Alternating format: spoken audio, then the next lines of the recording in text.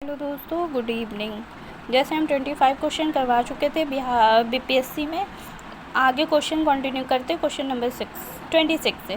ज्ञातिमन किस पुस्तक में मिलता है? उपनिषद, ऋग्वेद, भागवत गीता, यजुर्वेद। किस में मिलता है? ऋग्वेद में। इसका डिस्क्रिप्शन: ज्ञातिमन ऋग्वेद में उल्लेखित है। इसके रचनाकार विश्वामित्र हैं। यह मंत्र ऋग्वेद के तृतीय मंडल में वर्णित है। जिनमें से किस भारतीय दर्शन के परमाणु सिद्धांत का प्रतिपादन किया? योग, शाक्य, न्याय, वैश्विक। किस उपयुक्त में से कोई नहीं? किसने किया? वैशेषिक ने। महावीर स्वामी का जन्म कहाँ हुआ था? कुंडग्राम में, पाटलिपुत्र में, मगध में, वैशाली में। कहाँ हुआ था? कुंडग्राम में। महावीर स्वामी का जन्म कुंडग्राम या कुंडलपुर में वैशाली के निकट लगभग 599 ईसा पूर्व में हुआ था। उनकी माता का नाम त्रिशला और वैशाली के लिच्छवी गणराज के प्रमुख चेटक की बहन थी तथा पिता सिद्धार्थ ज्ञातक क्षत्रियों के संघ के प्रधान थे। उनके बड़े भाई नंदीवर्धन थे। कुछ प्राचीन संस्कृत की एनसीईआरटी पुस्तकों में महावीर का जन्म 540 ईसा पूर्व में उद्धृत है। इसी आधार पर अनेक अन्य प्रकाशकों ने भी यह जन्म तिथि अपनी पुस्तकों में अंकित कर दिया है, जिससे भ्रम की स्थिति उत्पन्न हुई है। महावीर स्वामी की सही जन्म तिथि 599 ईसा पूर्व ही उचित है, क्योंकि महावीर स्वामी महात्मा बुद्ध के पहले के काल के हैं। महात्मा बुद्ध का जन्म 563 ईसा पूर्व है। एनसीईआरटी के नवीन संस्करणों में अब महावीर स्वामी का जन्म 599 ईसा पूर्व में प्रकाशित हो चुका। महावीर जैन की मृत्यु निम्नलिखित में से किस नगर में हुई? राजगीर, पावापुरी, सांची, समस्ती। पावापुरी में। महावीर स्वामी का जन्म 599 ईसा पूर्व में वैशाली के निकट कुंडग्राम में हुआ था। उनके पिता सिद्धार्थ ज्ञातक क्षत्रियों के संघ के प्रधान थे, जो वज्जी संघ के एक प्रमुख सदस्य थे। 527 ईसा पूर्व के लगभग 72 वर्षों की आयु में राजगृह के समीप स्थित पावापुरी नामक स्थान में उन्होंने शरीर त्याग दिया। भगवान महावीर का प्रथम शिष्य जमाली, यशुद्ध, विपिन या प्रभाष। सही आंसर है जमाली। भगवान महावीर का जन्म क्षत्रिय वंश में सिद्धार्थ के यहाँ 599 ईसा पूर्व में हुआ। उनकी पत्नी का नाम यशोदा था। उनसे प्रियदर्शना नामक एक पुत्री उत्पन्न हुई। उस पुत्री का विवाह जमाली नाम के क्षत्रिय से हुआ, जो बाद में महावीर स्वामी का अनुयायी बन गया। यह उनका प्रथम शिष्य था। Question number 31। निम्नलिखित में से कौन सबसे पूर्वकालिक जैन ग्रंथ कहलाता है? 12 अंग, 14 पूर्व, 12 उपांग, 14 पूर्व। 14 पूर्व प्राचीनतम जैन ग्रंथ है। अंतिम नंद राजा के समय सामभूत, विजय तथा भद्रबाहु संघ के अध्यक्ष थे तथा ये महावीर द्वारा प्रदत्त 14 पूर्वों के विषय में जानने वाले अंतिम व्यक्ति थे। 12 अंग में जैन सिद्धांतों का संकलन प्रथम जैन सभा में लिया गया था। Question number 32। निम्नलिखित में से कौन महायान बौद्ध धर्म और हीनयान धर्म के बीच मूलभूत अंतर का प्रतिनिधित्व करता है? अहिंसा पर जोर, जाति विहीन समाज, देवी देवताओं की मूर्ति का पूजा करना, स्तूप की पूजा। सही आंसर है देवी देवता की मूर्ति का पूजा करना।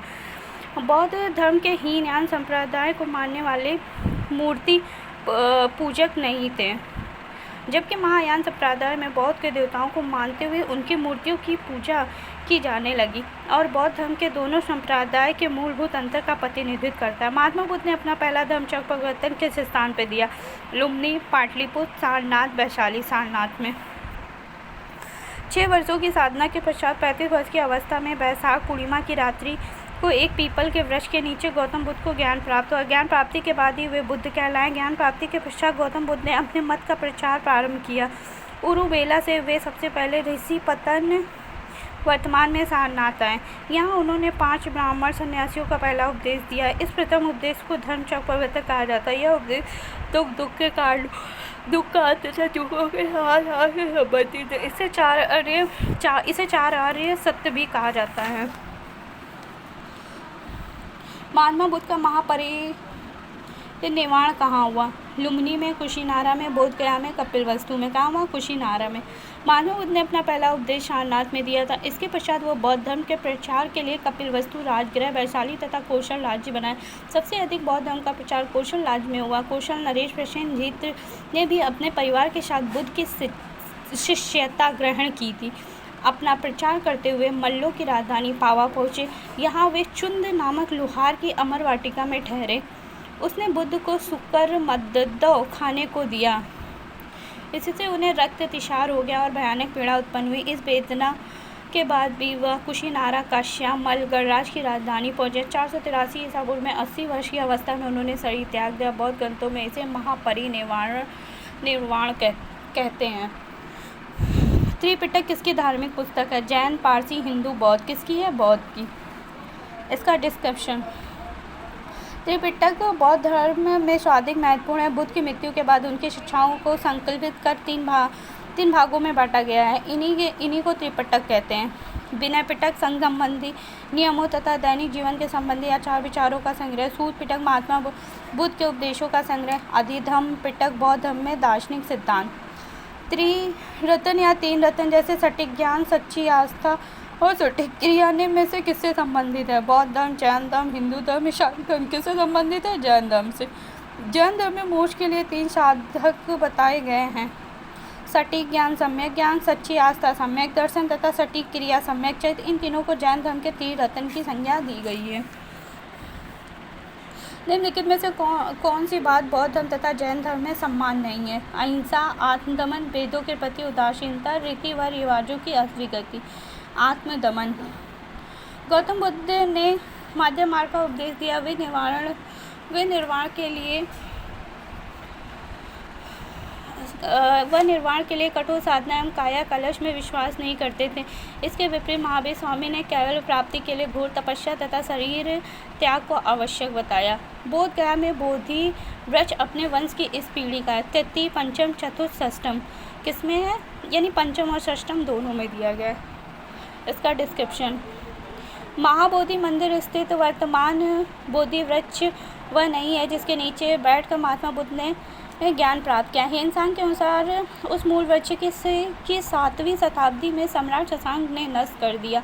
इसके बाद इस स्थान पे 2 और वृक्ष रोपित हुए और नष्ट के। वर्तमान वृक्ष जिसे हम देख रहे थे वह 5वीं पीढ़ी का वृक्ष है जिसे अलेक्जेंडर कलिंगम ने लगाया था। यह वृक्ष पूरी तरह से संरक्षित और केवल इससे गिरी हुई पत्तियों को ही छूने एवं उठाने का अधिकार है। एक अन्य तथ्य के अनुसार यह वृक्ष क्रमशः 2 बार सम्राट अशोक, 1 बार पुष्यमित्र शुंग, 1 बार पूर्व वर्मा तथा अंत में कनिंगम द्वारा लगवाया गया।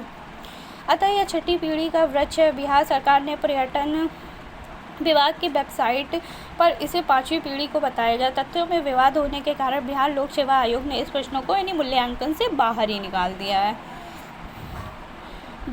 12 बर की गुफाओं का उपयोग किसके आश्रय गृह में हुआ?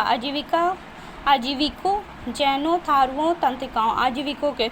मौर्य युग में पहाड़ियों को काटकर निवास स्थल बनाने की कला का पूर्ण विकास हुआ। अशोक तथा उसके पौत्र दशरथ के समय में बराबर तथा नागार्जुन पहाड़ियों को काटकर आजीविकाओं के लिए आवास बनाए गए। अशोक के समय बराबर पहाड़ियों की गुफा में सुदामा की गुफा, कर, चौपाड़ आदि नामक गुफा प्रमुख थे।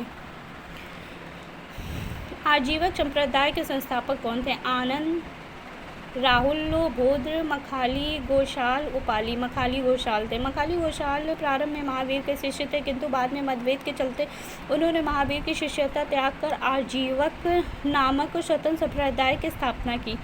इनका मत नियतिवाद कहा जाता है जिसके अनुसार संसार की प्रत्येक वस्तु भाग्य द्वारा पूर्व नियंत्रित एवं संचालित होती है। पाटलिपुत्र के संस्थापक कौन थे? उदयन, बिंबिसार, अशोक, महापद्मानंद। वैसे यानी इसका हमें क्लियर आंसर नहीं मिल पा रहा बट हैं उदयन। पाटलिपुत्र की स्थापना अजातशत्रु के गंगा और सोन नदी के संगम पर पाटलिपुत्र के एक किला बनाकर की थी। उदयन ने मगध साम्राज्य की राजधानी राजगृह से पाटलिपुत्र स्थानांतरित की। यह नगर शिशुनाग वंश, नंद वंश, मौर्य वंश की भी राजधानी रहा। Question number 42। किस शासक द्वारा सर्वप्रथम पाटलिपुत्र की राजधानी के रूप में चयन किया गया? अजातशत्रु, उदयन, कालाशोक, कनिष्क। किसके द्वारा? उदयन के द्वारा। इसकी व्याख्या यानी ऊपर वाले डिस्क्रिप्शन में दिया। निम्नलिखित में से किस राजा ने पाटलिपुत्र को बसाया था? शिशुनाग, अजातशत्रु, बिंबिसार, उदयन ने। इसका भी व्याख्या इस यानी 41 में डिस्क्रिप्शन दिया है। Question number 44। सूची 1, सूची 2। ताम्रपाषाण युगीन स्थल, ताम्रपाषाण युगीन सभ्यता स्थल की नदियाँ। आहाड़, कायथा, स्वल्दा, मालवा। आहाड़ बनास, कायथा काली सिंधी, स्वालदा, ताप्ती, मालवा, नर्मदा। 45 पाटलिपुत्र में बुलाई गई प्रथम जैन संगीति के अध्यक्ष कौन थे? वसुमित, स्थूलभद्र, स्थिरमती, सुधवर्मन। कौन थे? स्थूलभद्र। पाटलिपुत्र के प्रथम जैन संगीति सभा का आयोजन 4वीं शताब्दी ईसा पूर्व में हुई, जिसके अध्यक्ष स्थूलभद्र थे। ये सभा में जैन धर्म के 12 अंगों को संकलित किया गया है। धन्यवाद। ऐसे ही हम और क्वेश्चंस इसके आगे कंटिन्यू करेंगे। Thank you.